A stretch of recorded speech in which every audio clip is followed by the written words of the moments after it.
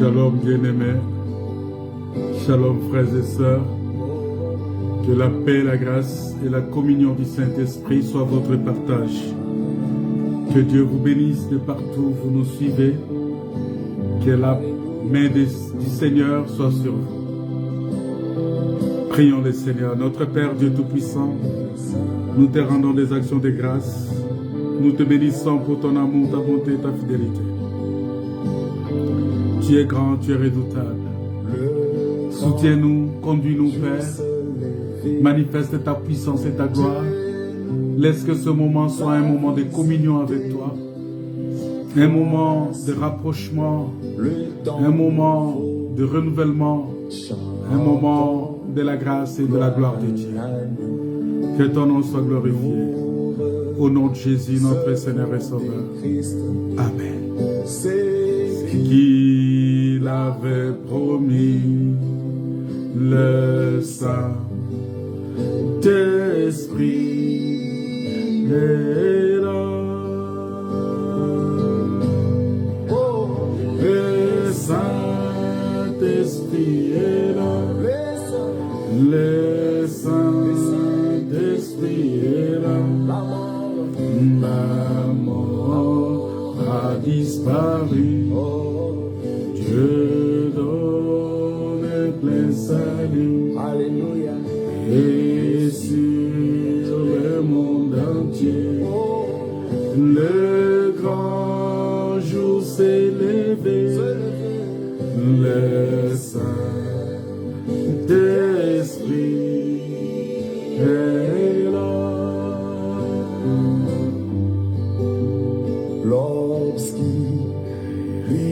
s'enfuit, la lumière a jailli. Chasse de cœur troublé, toute crédulité. Car Christ, le roi des rois, répand l'esprit des foi. Le Saint-Esprit est là. Le Saint-Esprit est là. Le Saint-Esprit est là. La mort a disparu. Dieu donne plein salut. Alléluia. Et sur le monde entier, le grand jour s'est levé. Le Saint-Esprit est là. Le grand consolateur vient remplir tous les cœurs. L'esprit de vérité nous met en liberté. Il ouvre les prisons, répand la guérison. Le Saint-Esprit est là. Oh, le Saint-Esprit est là. Le Saint-Esprit est là. La mort a disparu. Dieu donne plein salut. Alléluia. Et sur le monde entier, le grand jour s'est levé. Le Saint-Esprit est là.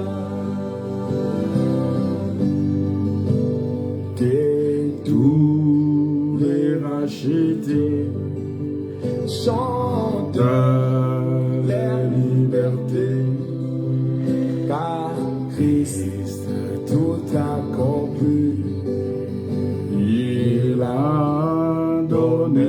Saint-Esprit, voyez trembler l'enfer, car dans tout l'univers, le Saint-Esprit est là. Encore une fois, que toute la terre, Que tout le racheté chante leur liberté. Christ a tout accompli. Il a donné l'esprit. Voyez trembler l'enfer. le diable tremble. Car dans tout l'univers, le Saint-Esprit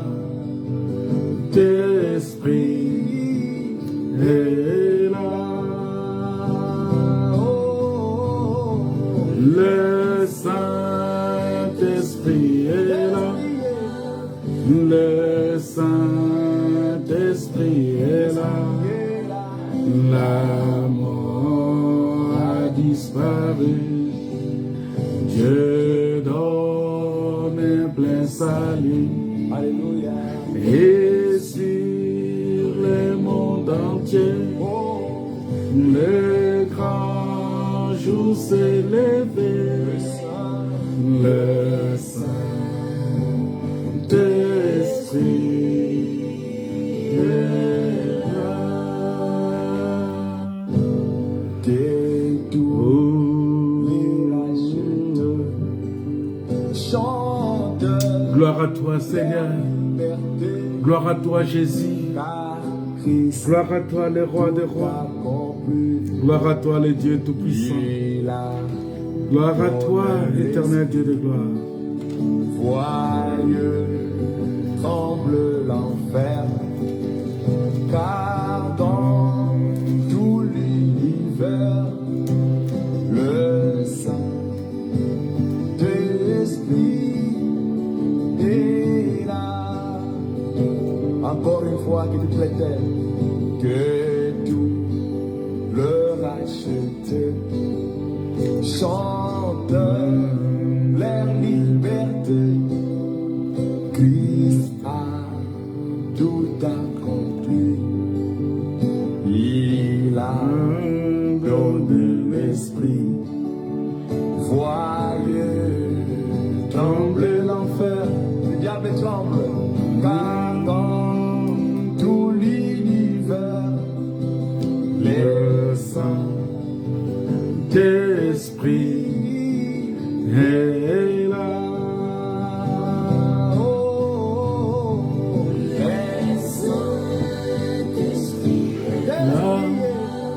Le Saint-Esprit est là.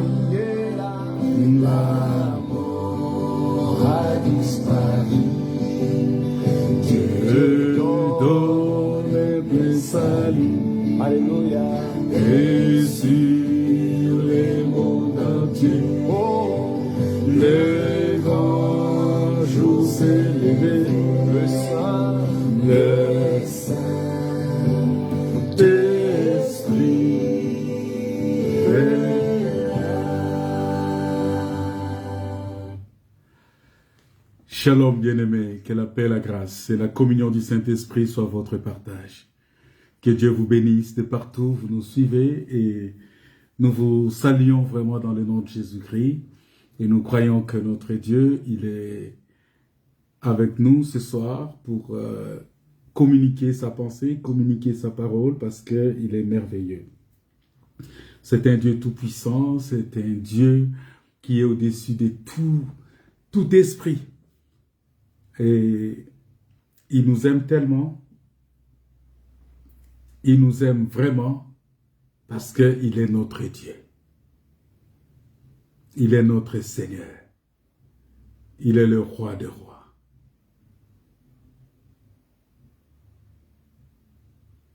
Il est notre Dieu. Il est notre Père.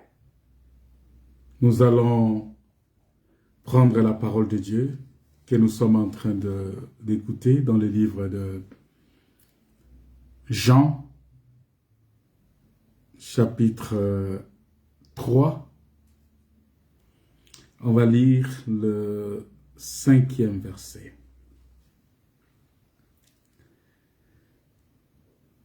Jean chapitre 3, verset 5. La Bible dit ceci. On commence au verset 4. Nicodème lui dit, « Comment un homme peut-il naître quand il est vieux? Peut-il rentrer dans le sein de sa mère et naître ?» Jésus répondit, « En vérité, je te le dis, si un homme n'est né d'eau et d'esprit, il ne peut entrer dans le royaume des dieux. » Ici, le Seigneur est en train, il est dans le partage, dans l'échange avec le docteur de la loi qui s'appelle Nicodème. Nicodème, c'est un homme puissant et c'est quelqu'un qui connaissait vraiment la loi. Il connaissait la loi, il connaît ce qu'on appelle la loi des dieux. Il connaît ce qu'on appelle la grandeur et la profondeur de Dieu. Voilà pourquoi, bien-aimé, la Bible dit que la vie éternelle, c'est qu'ils te connaissent, toi, le Seigneur Dieu. Mais la connaissance de Nicodème, la connaissance que lui, il avait, n'a pas permis qu'il puisse accéder au salut.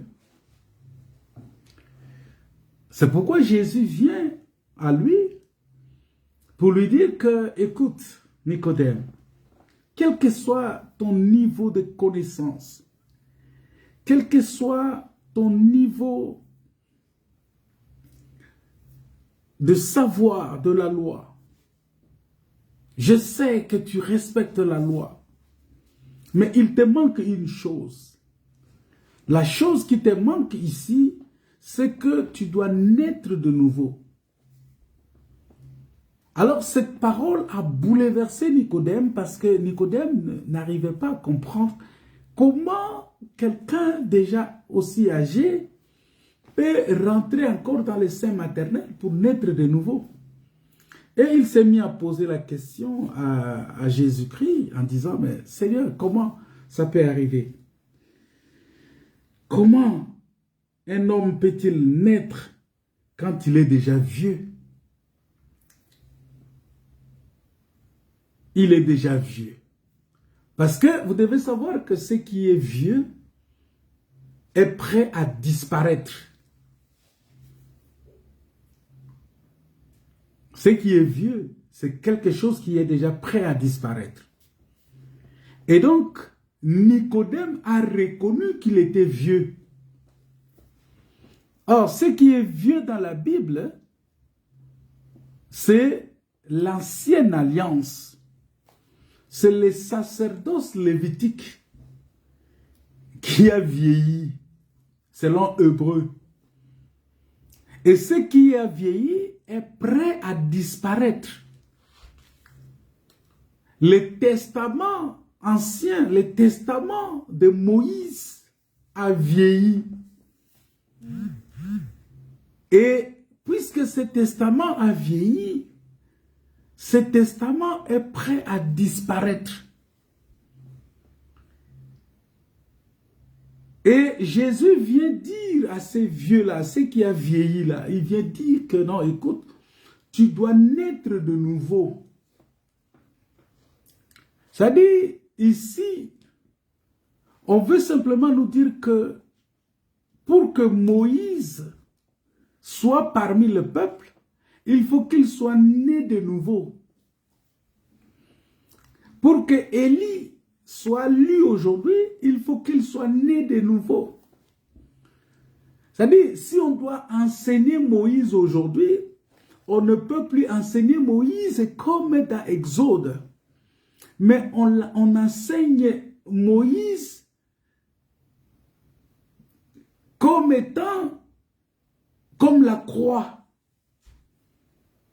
C'est-à-dire le principe de la délivrance du peuple.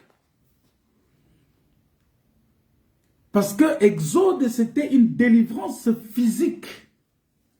une délivrance charnelle. Le peuple est sorti de l'Égypte. Mais c'est la même chose aujourd'hui que ce peuple-là qui est dans les ténèbres voit venir la grande lumière qui est Jésus-Christ. Mais pour que ce peuple soit délivré, il faut la croix. Vous voyez? Il faut que l'agneau soit immolé. Donc, on explique Moïse aujourd'hui. C'est ça, la nouvelle naissance, en fait. L'explication de Moïse. C'est-à-dire que Moïse est né de nouveau. Lorsqu'on prend la loi, l'interprétation de la parole, c'est ça ce qu'on appelle la nouvelle naissance. L'explication de la loi, c'est ça qu'on appelle la nouvelle naissance. Parce que autrefois, la loi était donnée seulement comme ça. Alors, il dit ici que comment quelqu'un qui est vieux peut-il naître encore de nouveau? Et Jésus vient donner la réponse. Jésus vient dire que il faut que tu sois né d'eau pour arriver à cette nouvelle naissance-là. Il faut que tu sois né d'eau et d'esprit.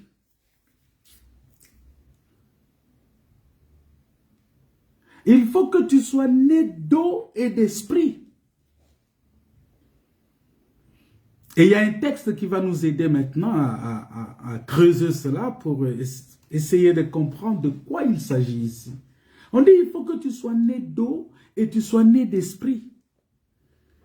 Et nous comprenons que quand on parle de l'eau ici, on sait que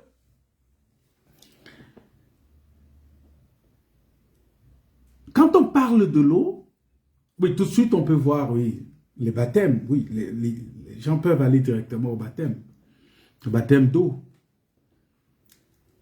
Mais nous comprenons que Nicodème ici, ce n'était pas seulement Nicodème. Parce qu'on dit, si tu n'es né d'eau et d'esprit, Nicodème dit, mais je suis un vieux. Et je vous ai dit que ce qui est vieux, c'est ce qui est prêt à disparaître. Et ce qui est prêt à disparaître, c'est le sacerdoce. Le sacerdoce lévitique, c'est quelque chose qui est prêt à disparaître. Parce que ça a déjà vieilli. Et puisque ça a déjà vieilli, il faut le renouvellement. Il faut le renouvellement. Pour comprendre que ce qui a vieilli doit être renouvelé, doit être né de nouveau.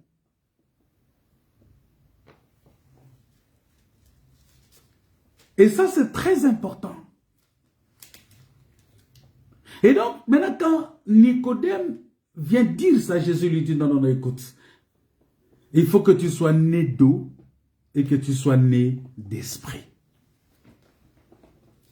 Voilà pourquoi tu vas comprendre que quand Dieu a créé au commencement, on repart au commencement. Quand Dieu a créé l'étendue, la Bible dit que Dieu, il a séparé les eaux qui sont au-dessous de l'étendue avec les eaux qui sont au-dessus de l'étendue. Ça, c'est Genèse chapitre 1, verset 7. Donc, nous voyons que Dieu va séparer les eaux. En séparant les eaux ici, c'est-à-dire nous voyons que Dieu sépare deux réalités.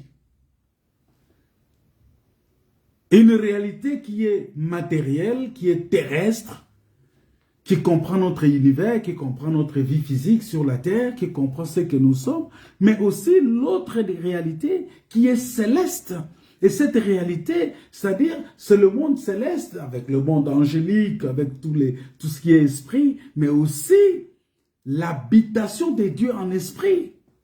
Et ces deux dimensions sont appelées, ces deux dimensions, je dis bien, écoutez, ces deux dimensions-là sont appelées les eaux du dessus et les eaux d'en bas et les eaux d'en haut. Maintenant, c'est vrai que pour les gens qui ont appris le hébreu, tout ça, les grecs, tout ça, il y a beaucoup de significations derrière ce qu'on appelle les eaux là. Mais je ne vais pas rentrer dans l'explication hébraïque parce que ça va nous prendre beaucoup de temps. Mais nous comprenons que ces deux réalités-là, ça dit que on va les comprendre mieux lors du déluge. Parce que la Bible dit que lorsqu'il y a eu déluge, la Bible nous dit que la terre a rendu, vous voyez, on dit la terre rendit les eaux, toutes ces eaux, et que les écluses des cieux furent ouvertes aussi pour que les eaux d'en haut se répandent sur la terre. Là, je suis dans Genèse chapitre 7, le verset 11. On dit que les écluses des cieux furent ouvertes pour que les eaux d'en haut se répandent sur la terre. En d'autres termes, nous pouvons dire ici aussi que les eaux d'en haut sont descendues pour purifier les eaux d'en bas. C'est-à-dire par les déluges, Dieu a purifié le monde, il a purifié la terre, il a purifié les eaux d'en bas parce que la Bible dit que la terre a rendu les eaux. C'est-à-dire que la terre rendit les eaux. C'est-à-dire ça c'est les eaux d'en bas. Et ces eaux-là sont sorties de la terre. Maintenant, il faut que Dieu ouvre les écluses des cieux pour que les eaux des dessus descendent.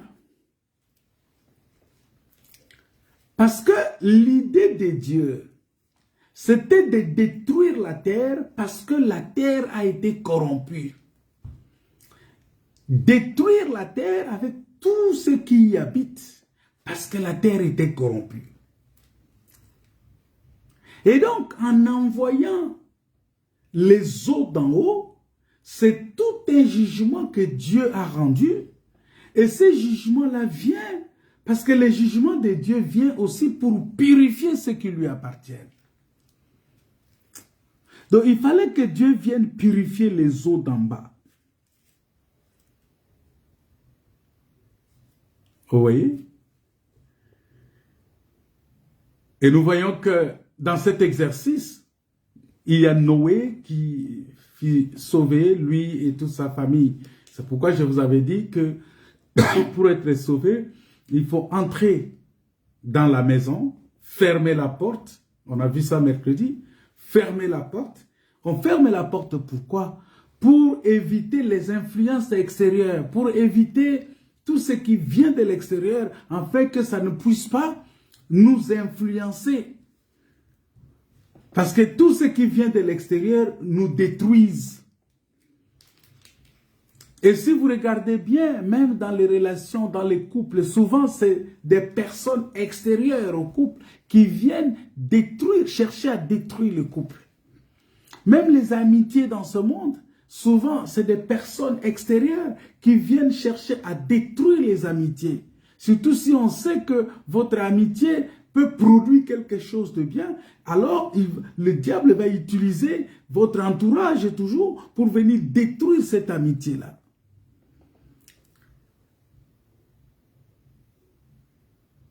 Et la Bible dit, nous pouvons dire aussi, que le fait que les écluses des cieux ont ouvert les portes pour... Les écluses des cieux furent ouvertes pour que les eaux descendent. Les eaux d'en haut se répandent sur la terre. Nous pouvons dire aussi que Noé,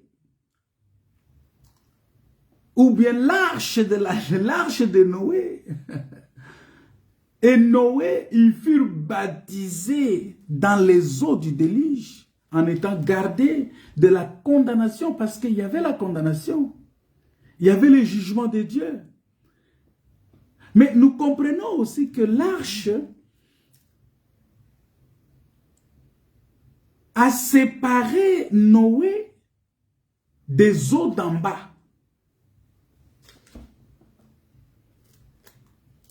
Et c'est là où nous allons comprendre maintenant qui était réellement Nicodème. Parce que Jésus lui dit dans Jean chapitre, qu'on a lu là, Jean 3 verset 5, c'est cette écriture que nous expliquons. Il dit, si tu n'es né d'eau et d'esprit, tu ne peux pas entrer dans le royaume de Dieu. C'est là où nous allons comprendre maintenant, on va prendre un texte qui va nous aider à comprendre qui est réellement Nicodème. 1 Corinthiens, chapitre 10, les versets 1 à 2.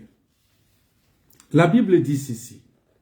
Frères, 1 Corinthiens, chapitre 10, versets 1 à 2.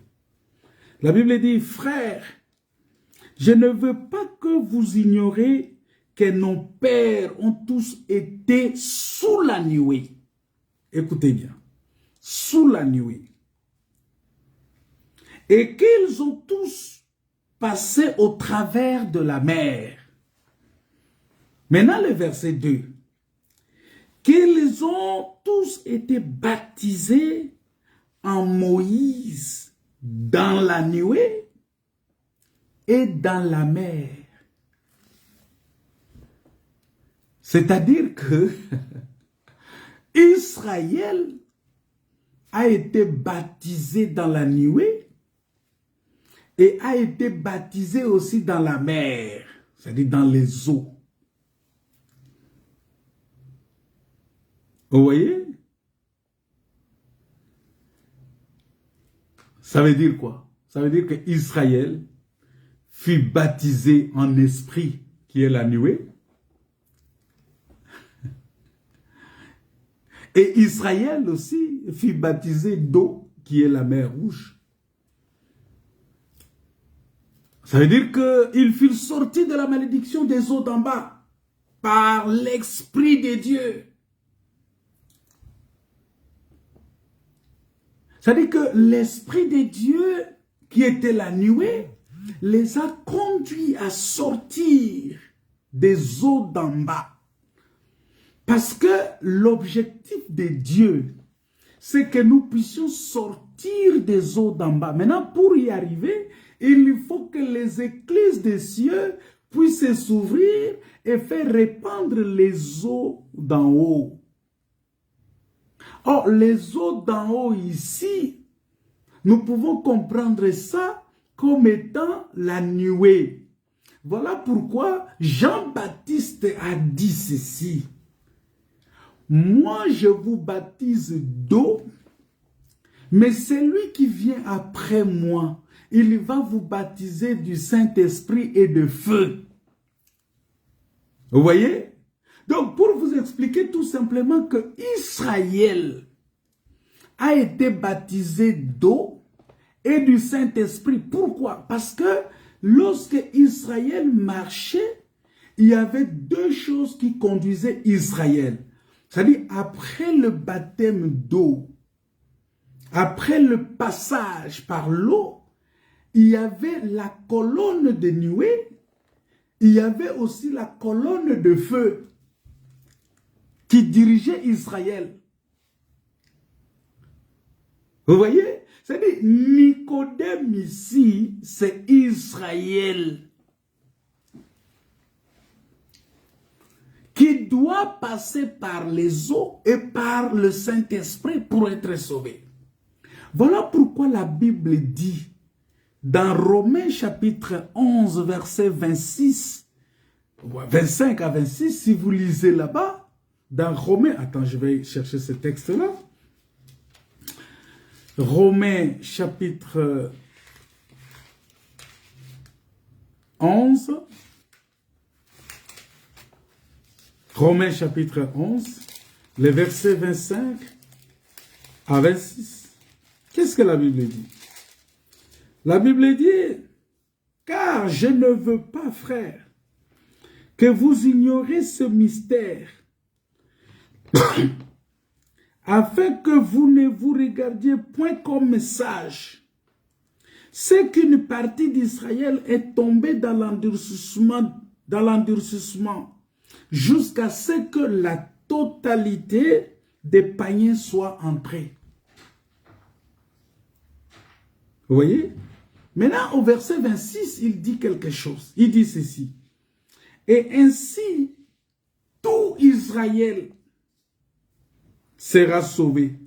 Selon qu'il est écrit, le libérateur viendra de Sion et il détournera de Jacob les impiétés. Et ce sera mon alliance avec eux lorsque j'ôterai leurs péchés.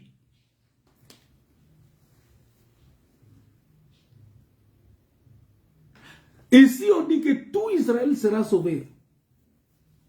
Quand on dit tout Israël sera sauvé, c'est par rapport au fait que, déjà, c'est par rapport à l'alliance que tu as traitée avec Abraham, Isaac et Jacob, mais surtout, par rapport au fait que Israël, lors de sa sortie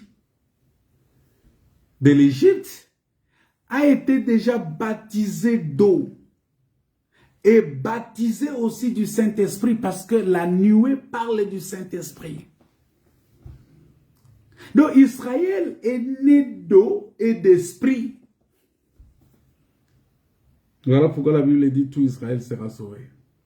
Je ne vais pas rentrer dans les détails de tout Israël sera sauvé parce que c'est juste une parenthèse que j'ai prise pour expliquer le fait que être baptisé d'eau et d'esprit, Jésus, en parlant de ça, il est allé chez Moïse. Il a dit, mais Moïse avait fait ça. Moïse avait déjà enseigné ces choses. Mais vous n'avez pas fait attention.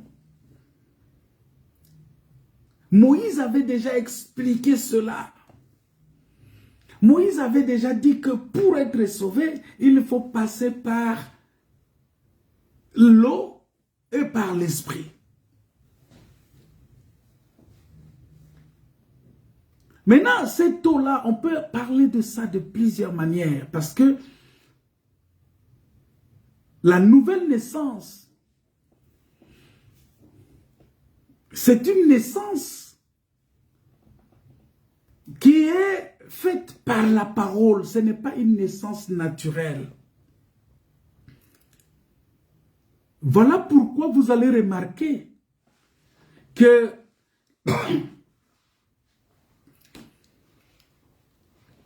quand vous regardez, par exemple, parce que Jésus, est-ce qu'il avait vraiment besoin d'être baptisé? Est-ce que Jésus avait besoin vraiment d'être baptisé pour la rémission des péchés? Non. Jésus n'avait pas besoin d'être baptisé. Cependant, il devrait l'être en se faisant juste. Et il démontrait déjà dans cette dimension-là une réalité spirituelle d'une extrême importance. Et il voulait juste montrer, il a dit lui-même que laissons faire ce qui est justice de Dieu. Laisse faire ce qui est juste. Mais quand vous regardez la géographie d'Israël, pour ceux qui apprennent la géographie ou qui ont fait une étude poussée de la géographie biblique, quand vous regardez la géographie d'Israël, Vous allez voir qu'il est vraiment frappant de voir qu'au nord, vous avez la mer de Galilée. Au sud, la mer Morte. Mais entre les deux, vous allez voir que il y a la mer de Galilée. Donc, il y a entre les deux, il y a ce qu'on appelle les descendants de la mer de Galilée, le Jourdain. C'est-à-dire que Jourdain descend de la mer de Galilée. Vous voyez? Jourdain, il descend de la mer. Alors, si on veut rentrer vous allez voir que les eaux douces, par exemple, de la mer de Galilée ou le lac qu'on appelle le lac de Tibériade, vous allez voir que de cette mer-là descendent vers les eaux amères de la mer Morte. Parce que la mer Morte, c'est considéré comme une mer qui n'a pas de vie. Mais dans la prophétie, lorsque le Seigneur reviendra, il posera la plante de ses pieds sur la montagne des Oliviers. Cette montagne va se fendre et une partie de l'eau va se déverser dans cette mer-là. Pour donner la vie à ça. C'est ça Israël en fait.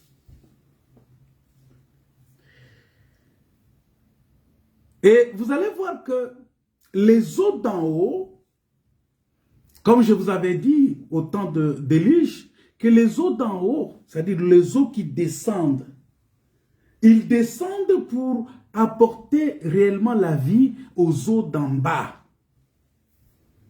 Voilà pourquoi il fallait que Jésus-Christ naisse d'une vierge. C'est-à-dire que pour faire plus... Mais c'est un miracle impressionnant. Non pas parce qu'il y a dans la conception et sa naissance une profondeur spirituelle. Non pas seulement à cause de cette profondeur spirituelle, quand bien même qu'il y a beaucoup de choses que nous pouvons apprendre dans cette naissance-là. Mais vous allez voir que Jésus-Christ, il est issu des eaux d'en haut. Voilà pourquoi il dit qu'il est l'eau qui est descendue du ciel. Il est le pain qui est descendu du ciel. Et il a dit à la femme samaritaine que l'eau que moi j'ai, si je te donne, cette eau-là va devenir une source d'eau en toi.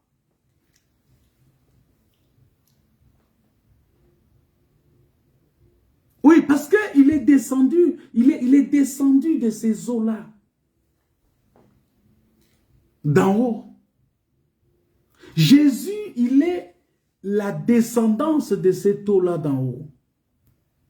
C'est lui le véritable Jourdain. Et lorsque vous rentrez dans l'Ancienne Alliance, vous allez voir que Jourdain était au milieu des 6 villes de refuge. C'est-à-dire qu'il y avait 3 villes d'un côté, 3 villes de l'autre côté, et lui, Jourdain, il était au milieu.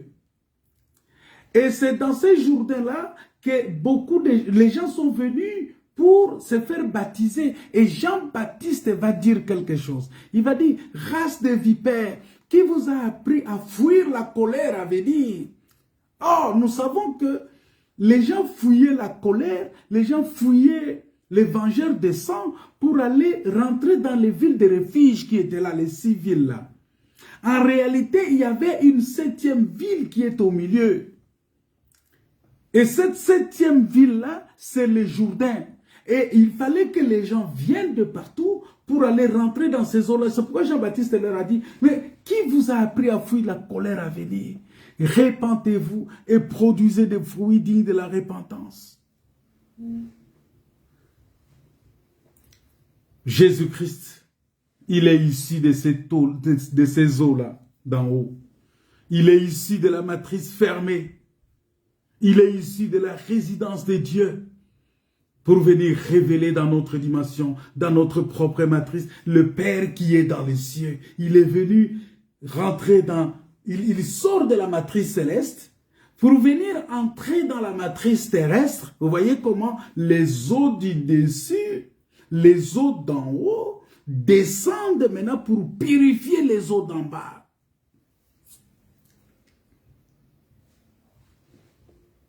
Voilà pourquoi Marie va trouver grâce. La Bible dit que Marie, tu as trouvé grâce. Pourquoi? Parce que les eaux du dessus, les eaux d'en haut, descendent maintenant pour venir purifier les eaux d'en bas. Il fallait donc qu'il naisse d'une matrice qui n'avait pas été ouverte par les hommes. Jésus. Pour marquer cette différence-là. Parce que Marie, elle était vierge.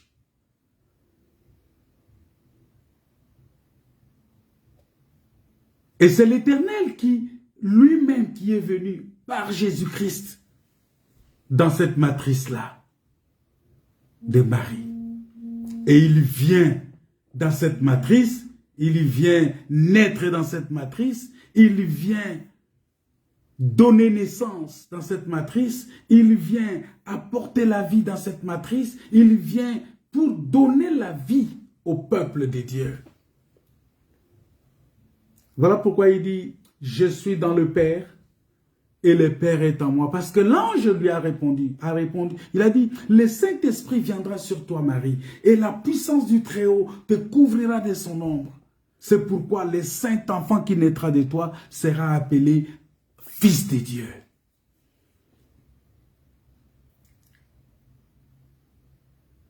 Voilà pourquoi il dit à Nicodème, il faut que tu naisses d'eau.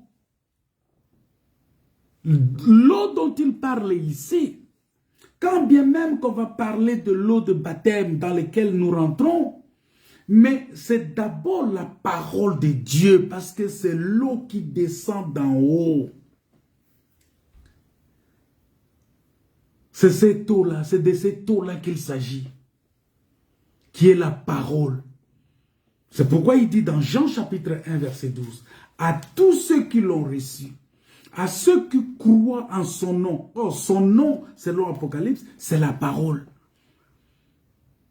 Il leur a donné le pouvoir de devenir enfants de Dieu. C'est-à-dire, ils sont nés de Dieu. Il dit, lesquels sont nés, ni de la volonté de la chair, ni de la volonté de l'homme, mais de la volonté de Dieu. C'est-à-dire, cette eau-là dont on parle, c'est la parole de Dieu.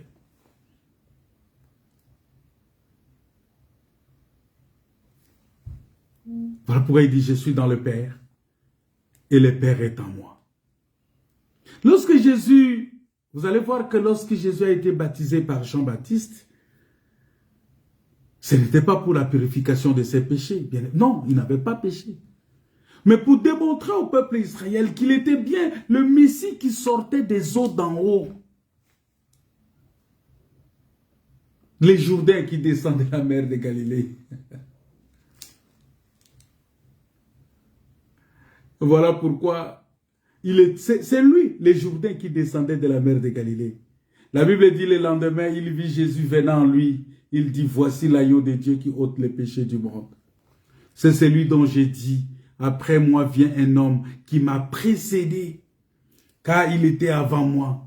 Je ne le connaissais pas, mais c'est afin qu'il fût manifesté à Israël que je suis venu baptiser d'eau.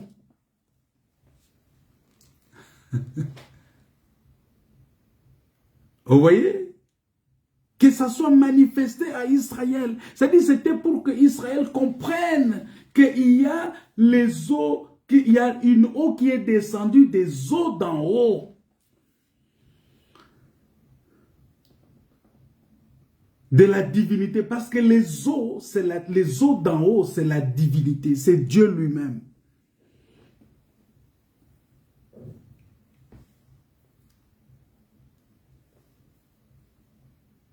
C'est Dieu lui-même. C'est Dieu lui-même. Voilà pourquoi nous devons faire extrêmement attention. Bien-aimé, si tu n'es pas né de nouveau, si tu n'es pas né d'eau et d'esprit, tu ne seras pas sauvé. Israël sera sauvé parce que Israël, en Moïse, a été né. Parce que le fait de traverser la mer, c'était la mort et la résurrection. Israël était né. C'était la nouvelle naissance pour Israël. Et cette nouvelle naissance-là, Israël, il est passé par l'eau et il devrait aussi passer par la nuée. Il devrait passer par le feu. C'est celui qui vient après. Donc, c'est lui qui vient baptiser du Saint-Esprit et de feu.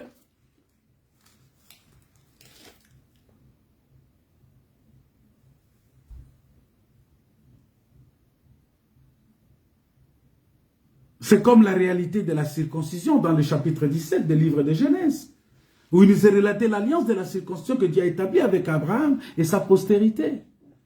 Et vous allez comprendre que la Bible dit Sarai était stérile et Abraham avait eu un fils, Ismaël, avec Agar, tout ça, de manière logique, parce que c'est lui qui crut, celui-ci crut que l'alliance de la circoncision, il pensait que c'était pour Ismaël. Cependant, l'Éternel lui confirma il confirma bien que ce serait Sarah qui lui donnerait un fils. Il avait cette confirmation-là.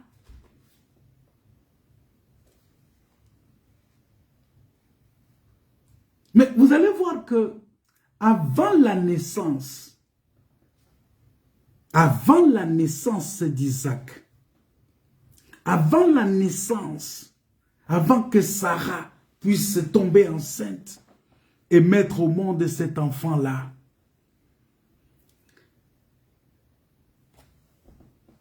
Dieu a changé le nom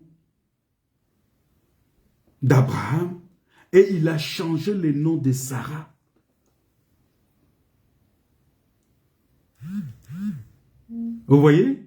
Dieu a changé le nom d'Abraham et il a changé le nom de Sarah.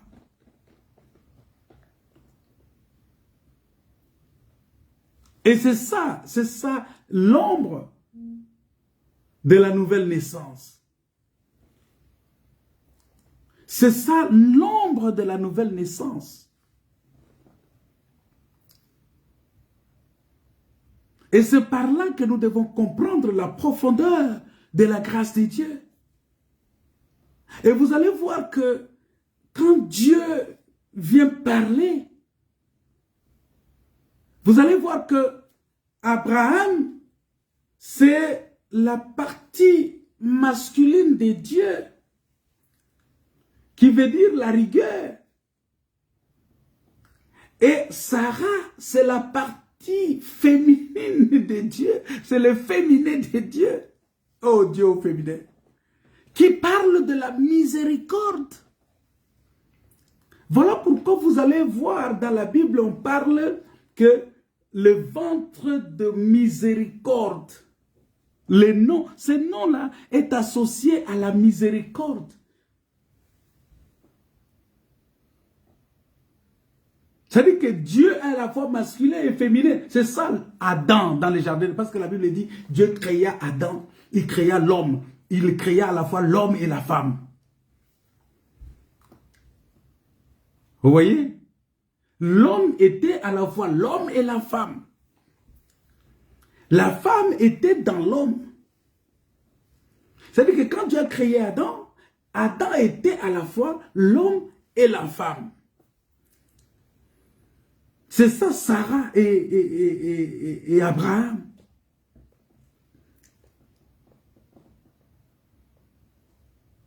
Donc nous pouvons dire ici que Abraham est la partie masculine de l'Éternel et Sarah la partie féminine. Parce qu'il est créé à son image, mâle et femelle. Il créa, la rigueur est représentée par Abraham, la rigueur.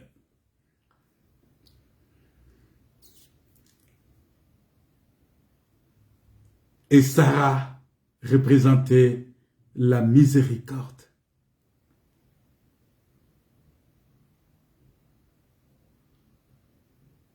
Représentait la miséricorde et la grâce de Dieu. Parce que lorsque Sarah et Abraham, ils ont reçu ces deux dimensions de l'esprit, de Dieu, celle-ci fut rendue capable d'enfanter. Et elle enfanta le Messie, représenté par Isaac. Parce que Isaac était le Messie entendu. Voilà pourquoi quand Abraham a eu Isaac, Dieu lui a dit de prendre Isaac et d'aller le lui offrir en sacrifice. Il était le Messie entendu. Voilà pourquoi aujourd'hui, nous ne pouvons pas être sauvés si nous ne vivons pas la rigueur et la grâce de Dieu, la miséricorde de Dieu. Dieu n'est pas seulement un Dieu compatissant, un Dieu miséricordieux, mais il est aussi un Dieu qui frappe. C'est un Dieu de la rigueur.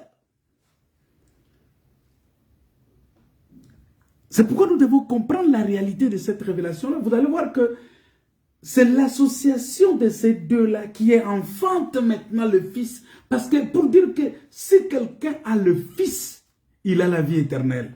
Or, pour que tu aies le Fils, si quelqu'un a le Fils, a la vie éternelle. Donc, pour que tu aies le Fils, il faut avoir la rigueur qui est Abraham. Il faut avoir la miséricorde et la grâce qui est Sarah. C'est ça l'œuvre de la nouvelle naissance.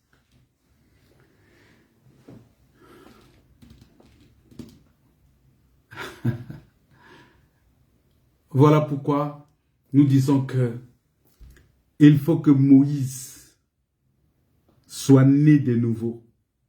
C'est-à-dire qu'il faut que la loi soit expliquée. Jésus-Christ est la loi expliquée de Dieu. Jésus né de Marie, il est la loi expliquée de Dieu. C'est-à-dire il est l'explication de la loi. Et c'est ça qui donne le salut.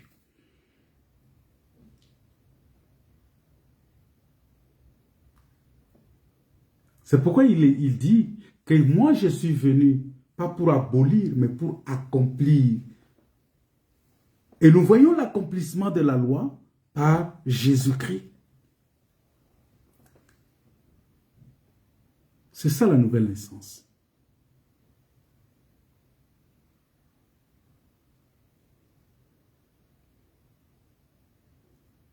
Voilà pourquoi vous devez comprendre que Sarah était stérile jusqu'à ce qu'Abraham et elle reçoivent l'Esprit de Dieu. C'est par l'Esprit de Dieu que le Messie peut être engendré. Pour que le Messie soit né, c'est par l'Esprit de Dieu, par la parole. C'est-à-dire que Sarah et Abraham, jusqu'à ce qu'ils reçoivent la parole, ils ont reçu cette parole-là qui est la rigueur et la grâce de Dieu. C'est ça qui a fait que le Messie soit né.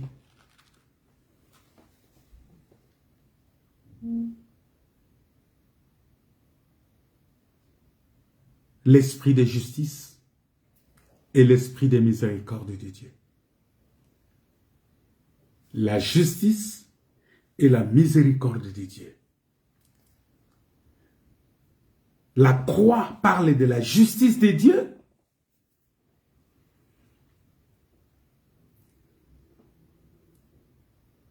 La croix parle de la justice de Dieu, mais aussi de la miséricorde de Dieu. C'est ça l'œuvre de la croix. Et c'est ça qui sauve. C'est ça qui nous amène à la nouvelle naissance. C'est-à-dire, si tu veux être sauvé, il faut accepter l'œuvre de la croix. L'eau et l'esprit. La Bible dit qu'il y a 3 choses qui rendent témoignage. L'eau, le sang et l'esprit. Quand on prend ces 3 choses-là, on voit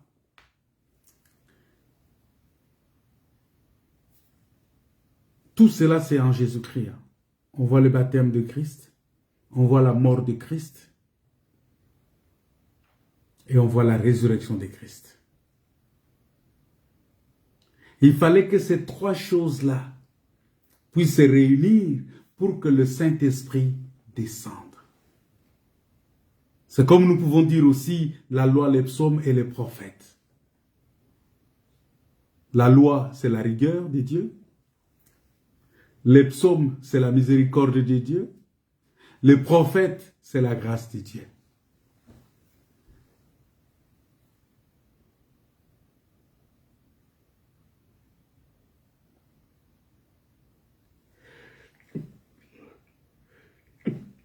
Il faut que ces trois choses se manifestent. Voilà pourquoi, bien-aimés, nous sommes un peuple très heureux. Nous sommes un peuple qui est sauvé par la grâce. Nous sommes ce peuple-là que Dieu a sauvé parce que car Dieu était en Christ, réconciliant le monde avec lui-même. Selon 2 Corinthiens chapitre 5, verset 19.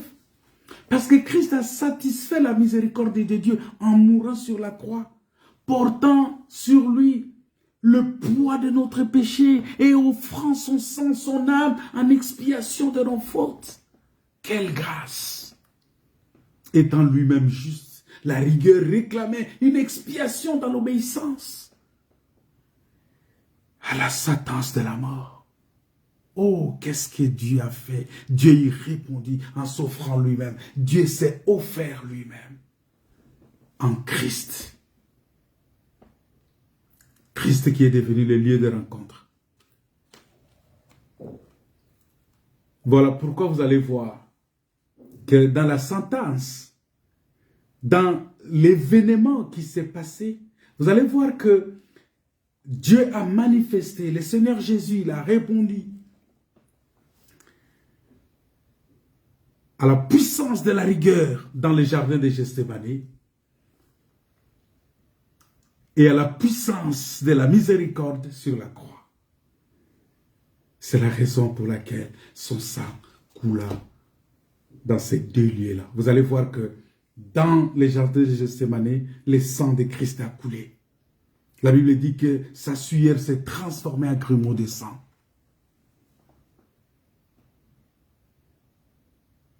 Et le sang a coulé encore à la croix. Ces deux endroits-là.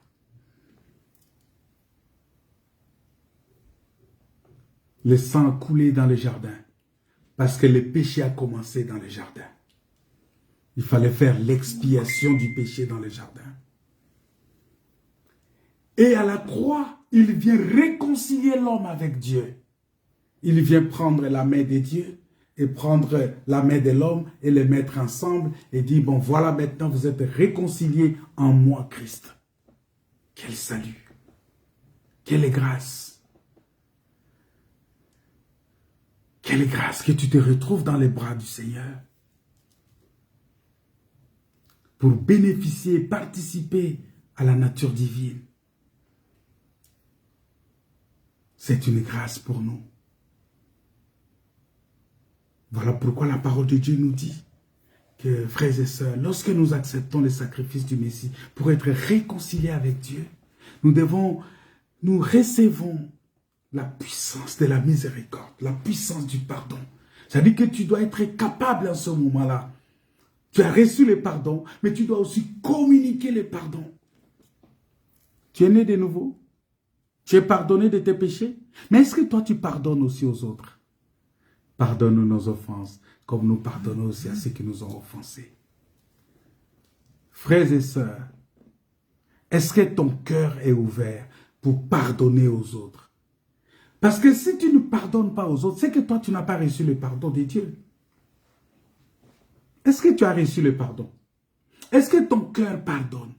Tant que ton cœur ne pardonne pas, c'est que toi aussi, tu n'as pas reçu le pardon. Voilà pourquoi il faut faire extrêmement attention. Nous sommes réconciliés avec Dieu. Nous avons reçu la puissance, l'esprit de la miséricorde à la croix.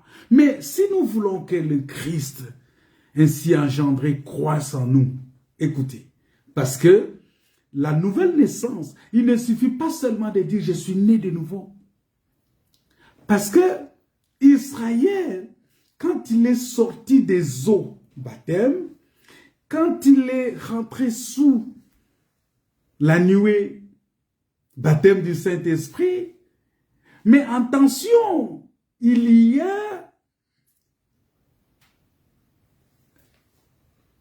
un fleuve encore devant. Pour qu'il rentre dans la terre promise, prendre possession de la terre promise, il faut combattre. Et quand tu combats, le combat que tu fais là-bas, ce n'est pas un combat charnel. Ce n'est pas un combat charnel. C'est un combat spirituel parce que oui, Satan est toujours le prince de ce monde des ténèbres. Et nous devons comprendre que, bien-aimés, nous vivons en fait sur le terrain de l'ennemi. C'est pourquoi nous sommes appelés à lui résister, à le combattre et à arracher des hommes et des femmes qui sont toujours prisonniers de ce tyran qui est Satan. Il faut combattre, il faut se battre. Parce que dans cette guerre spirituelle, l'armée du Seigneur que nous sommes ne pourra jamais combattre et vaincre sans être équipé de toutes les armes de Dieu. Et voilà pourquoi l'ennemi, il fera tout pour nous empêcher. Il fera tout pour empêcher le peuple de Dieu de s'équiper. Parce que quand nous venons écouter la parole de Dieu, c'est pour nous équiper. C'est pour que nous soyons armés de la puissance de Dieu, de la grâce de Dieu, des armes spirituelles afin de combattre. Parce que notre combat, bien-aimé, ce n'est pas contre la chair et le sang. C'est-à-dire que nous ne combattons pas contre les hommes que nous devons aimer. Nous devons supporter, nous devons pardonner, nous devons bénir, nous devons intercéder à leur faveur. Non, des hommes que nous devons tout faire pour les libérer s'ils sont toujours captifs. Captifs de la drogue, captifs de la méchanceté, captifs de la fornication, captifs de toute puissance des ténèbres. Les combats que nous avons, c'est d'arracher ce peuple-là qui est pris en otage, qui est captif. Mais ce n'est pas un combat contre la chair. Ce n'est pas un combat contre les hommes que nous devons aimer. Il faut aimer. Il faut supporter. Il faut pardonner. Est-ce que tu le fais? C'est très important. Voilà pourquoi, bien-aimé dans le Seigneur, la nouvelle naissance n'est pas seulement une chanson. Parce qu'à la croix, le Seigneur Jésus a dépouillé les dominations et les autorités démoniaques. Il les a livrées publiquement en spectacle, en triomphant d'elles par la croix. Et ainsi, nous combattons à partir d'une victoire déjà acquise par le Seigneur Jésus-Christ. Parce qu'à la croix, il a vaincu, il a vaincu, il a vaincu. Et si nous sommes en Christ, nous sommes aussi plus... Voilà pourquoi la Bible dit, nous sommes plus que vainqueurs. Parce que nous sommes en Christ. Christ a déjà vaincu, Christ a déjà gagné la bataille. Nous sommes aussi plus que vainqueurs en étant en Christ. Voilà pourquoi il faut que tu sois en Christ. Ainsi notre force et notre victoire sont obtenues en demeurant cachés en Christ. Lorsque nous sommes en Christ, c'est-à-dire dans la personne et dans l'œuvre du Seigneur Jésus-Christ. En Christ, nous avons la victoire. Nous avons la force, nous recevons la force, nous recevons la victoire en Jésus-Christ. Voilà pourquoi la Bible dit que Jésus a reçu un nom qui est au-dessus de tout nom, selon, je pense, Philippiens, chapitre 2. Il dit que j'ai reçu un nom qui est au-dessus de tout nom, dans les ciels, sur la terre et sous la terre. Au nom de Jésus, tout genou fléchi. C'est ça la révélation de la puissance de Dieu. Voilà pourquoi il a dit à Israël, nul ne tiendra devant toi tant que tu vivras. Nul ne tiendra devant toi. Pourquoi? Parce que Israël est passé par l'eau et est passé par la nuée. Baptisé d'eau et baptisé du Saint-Esprit. C'est très important. La nouvelle naissance, il faut que tu sois né d'eau et d'esprit. Né de la parole. C'est-à-dire quand tu marches, on voit la parole en toi. Quand tu parles, on sent la parole. Quand tu respires, on sent l'odeur de la parole. Quand tu parles, on voit qu'on attend la parole. On n'attend pas la médisance, on n'attend pas les mensonges, on ne voit pas en toi la médisance, le mensonge, l'hypocrisie, on ne voit pas en toi la sorcellerie, on ne voit pas en toi la magie, on ne voit pas en toi toutes ces choses. On sait tout de suite que non, tu es un enfant de Dieu. Tu es sauvé par la grâce. Tu es sauvé par Dieu. C'est très important. La nouvelle naissance, ce n'est pas aller à l'église. La nouvelle naissance, c'est être transformé par le renouvellement de l'intelligence. C'est ça la nouvelle naissance. Et si tu n'es pas né de nouveau, bien-aimé, tu perds ton temps. Parce que nous devons être nés. Nous devons recevoir l'esprit de la miséricorde à la croix. Mais si nous voulons que Christ, ainsi, tel qu'il est là, puisse croître en nous, il nous faut recevoir l'esprit de la rigueur. Il nous faut en quelque sorte faire le chemin inverse du Messie. Vous voyez? Nous partons maintenant de la miséricorde, la croix vers Gethsemane. Vous voyez? Ça dit qu'au lieu de partir de Gethsemane à la croix, on parle de la croix à Gethsemane. Quelle grâce! Si tu reçois Jésus comme ton Seigneur et Sauveur, mon frère bien-aimé, tu as la vie éternelle. Tu as la vie éternelle. Parce qu'il est ton Dieu. Il est ton Seigneur. Il est ton Père. Il est ton Père. Et il est le Créateur de toutes choses. Il est le Dieu Tout-Puissant. Il est le Dieu de gloire. C'est Dieu-là. C'est Père éternel. Voilà pourquoi, si tu lui donnes ton cœur, si tu acceptes la puissance de Dieu, si tu acceptes la présence de Dieu, si tu acceptes la grâce de Dieu, cela va se manifester en toi. Et tu vas vivre la profondeur, tu vas vivre la profondeur de la grâce de Dieu, la justice, la miséricorde et le salut de Dieu. Alléluia. Alléluia. Alléluia. Merci Seigneur. Au-dessus de tout. Oh, oh, oh, oh, de tout. Alléluia. Tu es saint. Alléluia. Tu es saint. Glorifié. Dieu très saint. À jamais tu es saint. Alléluia. Merci Seigneur. Manifeste ta puissance et ta gloire. Tu es le Dieu puissant, le Dieu vivant et vrai. Que ton nom soit glorifié. Que ton nom soit magnifié.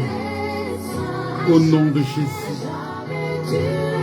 Au nom de Jésus, notre Seigneur et Sauveur. Alléluia.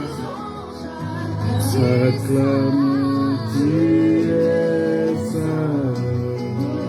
Oh, tu es saint.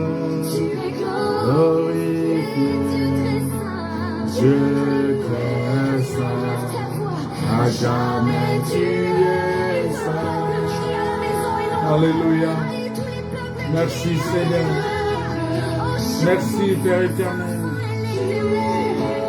Merci le roi des rois. Merci le Dieu tout-puissant. Merci le créateur des cieux et de la terre. Merci parce que tu es Seigneur. Merci parce que tu es. Alléluia. Alléluia. Oui. Alléluia. Oh Jésus. Le baptême du Saint-Esprit et la plénitude de l'Esprit de Dieu. C'est les deux manifestations en nous, la miséricorde et la rigueur, le pardon et l'obéissance. Nous n'avons pas à le faire nous-mêmes. Il nous suffit juste de dire à Dieu que nous voulons vivre de son pardon et dans l'obéissance à sa parole. Alors le Saint-Esprit le fait en nous et pour nous. Le Saint-Esprit se manifeste parce qu'il est Dieu. Alléluia. Oh frère, Oh Saint-Esprit, manifeste ta puissance. Alléluia. Oh Jésus. Oh Père, que ton nom soit glorifié. Le message de la croix, le message de la croix, de la repentance et de la mort en soi-même a fait place à un message de soulagement et de réconfort. Que l'on le comprenne bien. Alléluia. Oh Seigneur, vouloir réconforter cette personne en ce moment précis, lui disant que Dieu l'aime. Oh Seigneur, tu aimes tout le monde, tu aimes et tu manifestes. La Bible dit, tu fais grâce à qui tu veux. Manifeste ta puissance et ta gloire au nom de Jésus. Merci pour l'onction du Saint-Esprit. Merci pour le baptême du Saint-Esprit. Merci pour le renouvellement de l'intelligence. Merci pour la nouvelle naissance. Merci pour le renouveau en Christ. Merci Seigneur. Que ton nom soit glorifié. Que ton nom soit exalté. Au nom de Jésus, notre Seigneur et Sauveur. Soyez bénis mes frères et sœurs. Que la paix, la grâce et la communion du Saint-Esprit soient votre partage. Si vous êtes bénis par ces messages, partagez-le. Et nous disons qu'on va se retrouver dimanche à 14h pour partager la parole de Dieu. Que Dieu vous soit favorable, que Dieu vous bénisse, que Dieu vous comble de sa grâce, parce qu'il est Dieu, parce qu'il est Seigneur, parce qu'il est le roi des rois, il est le Dieu tout-puissant, il est le Seigneur de gloire, et qu'il vous bénisse abondamment, qu'il vous bénisse abondamment, qu'il vous comble vraiment de sa grâce. Ceux qui sont malades ce soir, qu'ils soient guéris au nom de Jésus. Ceux qui sont encore captifs, qu'ils soient libérés au nom de Jésus. Père, manifeste ta puissance et ta gloire. Donne gloire à ton nom, au nom de Jésus, notre Seigneur et Sauveur. Nous pouvons dire gloire et louange à toi, Seigneur Jésus. Amen. Amen. Soyez bénis. On se retrouve dimanche à 14h pour écouter la parole de Dieu.